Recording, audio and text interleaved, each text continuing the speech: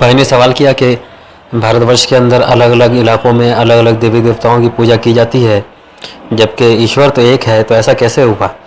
देखिए, ये तो बड़ी लंबी कहानी है इसकी। मैं इसको शॉर्ट में या सारांश इसका रखूँगा कि भारतवर्ष जो है विश्व का सबसे पुराना सिविलाइजेशन है, सबसे पुरानी सभ्यता है।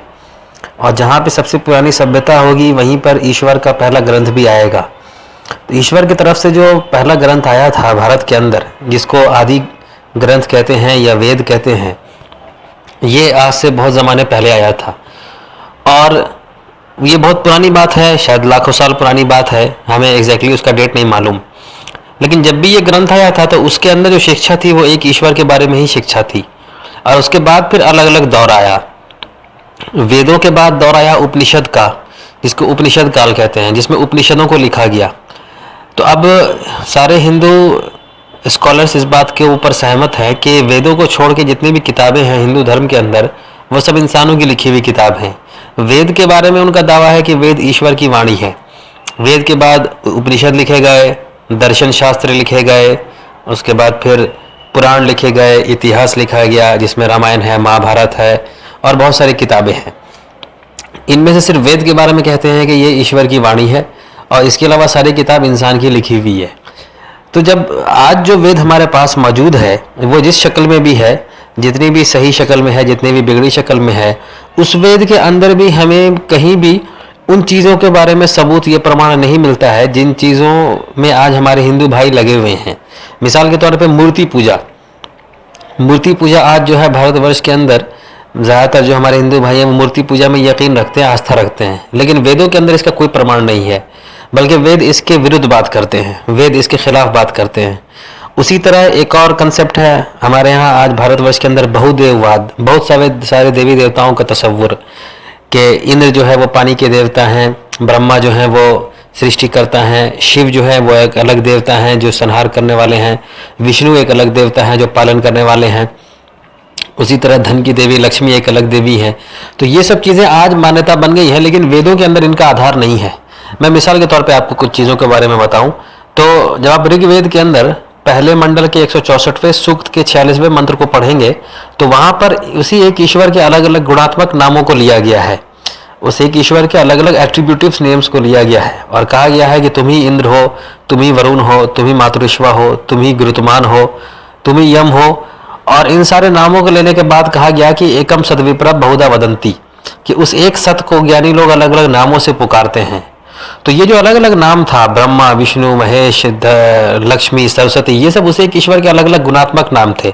लेकिन बाद में ऐसा हुआ कि समय के साथ लोगों ने इनको अलग अलग देवी देवता ही बना लिया, और जब इनको अलग अलग देवी देवता बना लिया तो फिर इनके अलग अलग चित्र बन गए, इनकी अलग अलग तस्वीर बन गई, इनके बारे में अलग अलग किस्से कहानियां निकल गए, इनके जन्म के बारे में बातें आने लगी, इनके मृत्यु के बारे में बातें आने लगी, इनकी फिर आपस में लड़ाइयाँ, झगड़े, शादी ब्याह, ये सब वो सब किस्से कहानियाँ निकाल दिए गए जिसका ईश्वर से कोई ताल्लुक नहीं है। जब आप वेदों को देखेंगे तो वेदों में न मूर्ति पूजा के बारे में बात है, बल्कि मूर्ति पूजा के विरुद्ध बात है। वेदों ने कहा, आप अथर्ववेद के दूसरे कांड के दूसरे सूक्त के पहले मंत्र को पढ़ेंगे तो उसमें कहा गया है, एक एव नमस्यो विक्ष वीडिया, यानी वह एक ही समस्त प्राणियों द्वारा सर झुकाने के लायक है, यानी उस एक के आगे ही सभी प्राणियों को सर झुकाना चाहिए। उसी तरह वेद ने कहा, स एष एक एक विरदेक एव, वह एक है और केवल एक है, दूसरा नहीं है। वेद ने फिर कहा, न ममार न जीरियति, ये अथर्ववेद के 10वें कांड के 8वें सूक्त के 32वें मंत्र में बताया गया। न ममार न जीरियति का मतलब है कि उसको मौत नहीं आती, वो बूढ़ा नहीं होता। तो ईश्वर को मौत नहीं आती है, जो मर जाए वो ईश्वर नहीं है, वो बूढ़ा नहीं होता, उसकी उम्र नहीं बढ़ती है।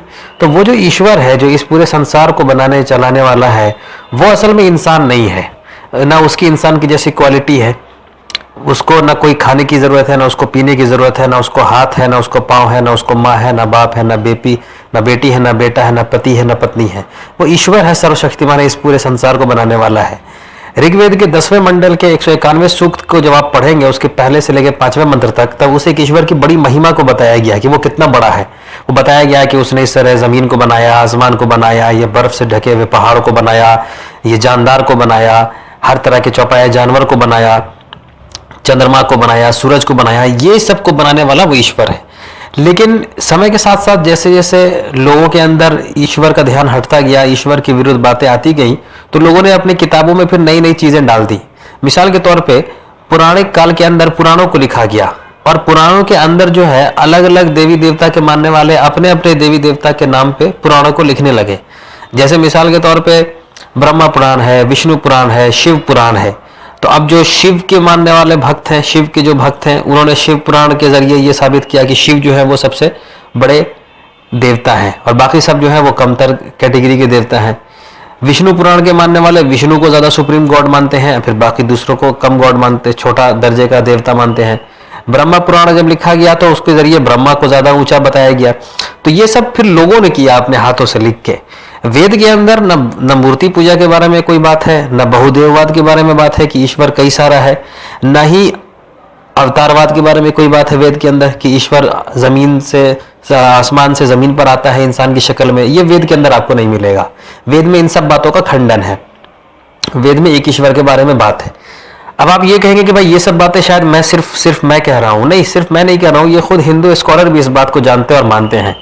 हिंदू धर्म के एक बहुत बड़े स्कॉलर गुजरे हैं जिनका 1991 या 89 या 90 में इंतकाल हुआ है, देहांत हुआ है, पंडित श्रीराम शर्मा आचार्य जी।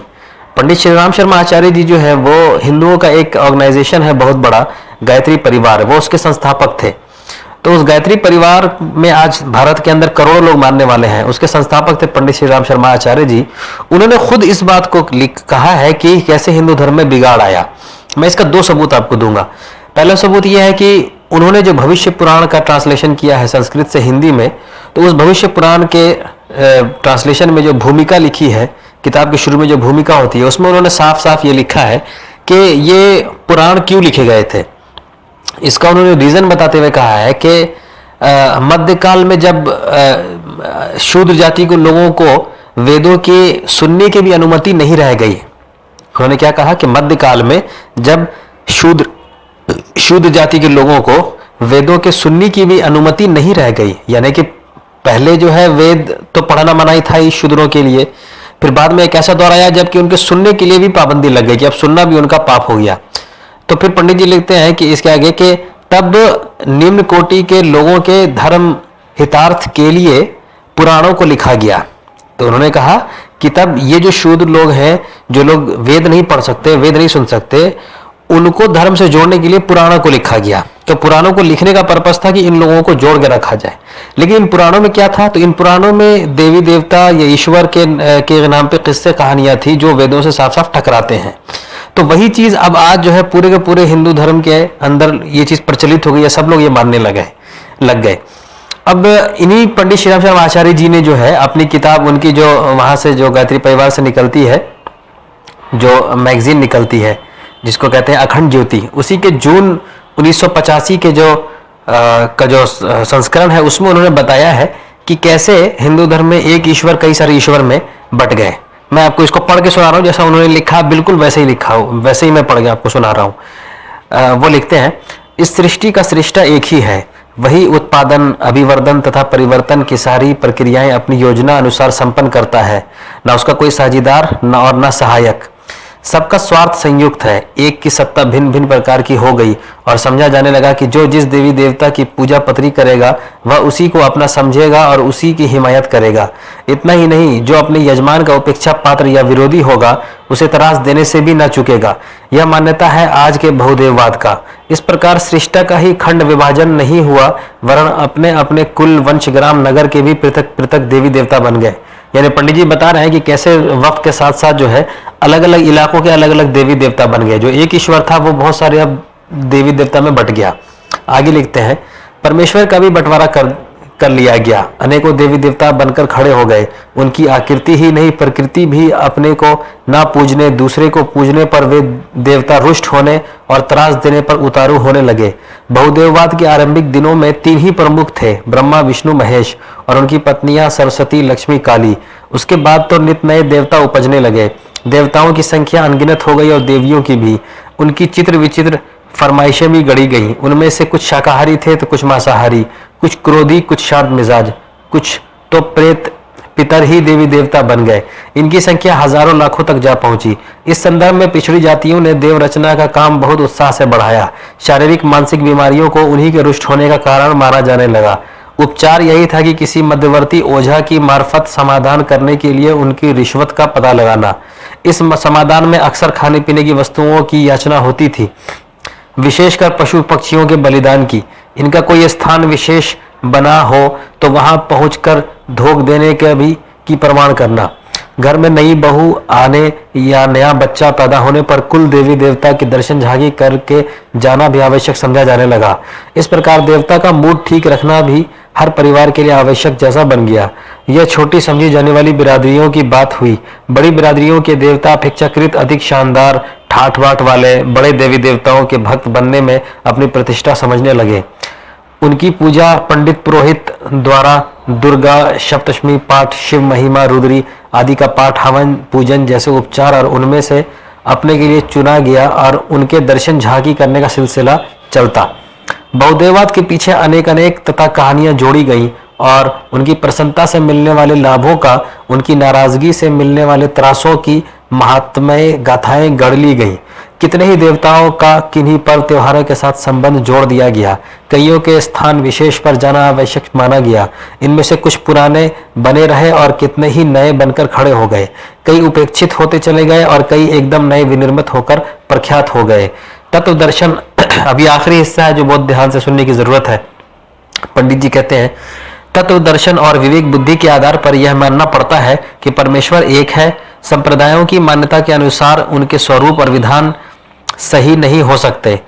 यह उनकी अपनी ऐसी मान्यताएं हैं जो मानने वालों की निजी मान्यता पर अवलंबित है। व्यापक शक्ति को निराकार होना चाहिए। जिसका आकार होगा वह एक देशीय और सीमित रहेगा। यानी पंडित जी कह रहे हैं जो ईश्वर होगा, जो सारे संसार का ईश्वर होगा, वो किसी एक देश या किसी सीमा में कैद नहीं रह सकता है। इसलिए उन्होंने कहा कि व्यापक शक्ति को निराकार होना चाहिए। फिर आगे वो कहते हैं, कहा भी गया है न तस्य प्रतिमा अस्ति, अर्थात उसकी कोई प्रतिमा नहीं है, न स्वरूप न छवि। यहाँ पे पंडित जी ने भी वेद के यजुर्वेद के 32वें अध्याय के 3रे मंत्र को कोट किया है। कहा उन्होंने न तस्य प्रतिमा अस्ति, अर्थात उसकी कोई प्रतिमा नहीं है, न स्वरूप न छवि। आप्त वचनों का एक और भी कथन ऐसा ही अभेद्य है। उसमें कहा गया है, एकम सद्विप्रा बहुधा वदन्ति। यानी मैंने जो कोट किया था अभी ऋग्वेद के पहले मंडल के 164वें सूक्त का 46वां मंत्र, उसको पंडित जी ने भी कोट करके कहा है कि एकम सद्विप्रा बहुधा वदन्ति, अर्थात एक ही परमेश्वर को विद्वानों ने बहुत प्रकार से कहा है। यहाँ पर सृष्टि व्यवस्था में साझीदार करने वाले स्वतंत्र अस्तित्व के देवी देवताओं की मान्यता से मुंह मोड़ना ही सत्य और तथ्य को अपनाने की विवेकशीलता है। तो ये पंडित जी ने खुद बताया है कि कैसे हिंदू धर्म में अलग अलग देवी देवता बन गए। तो सारांश यह है कि एक ईश्वर था, लेकिन वक्त के साथ साथ लोग ईश्वर की शिक्षा से दूर होते गए, तो अलग अलग देवी देवता बन गए। उसके बाद ईश्वर का स्वरूप ही खो गया।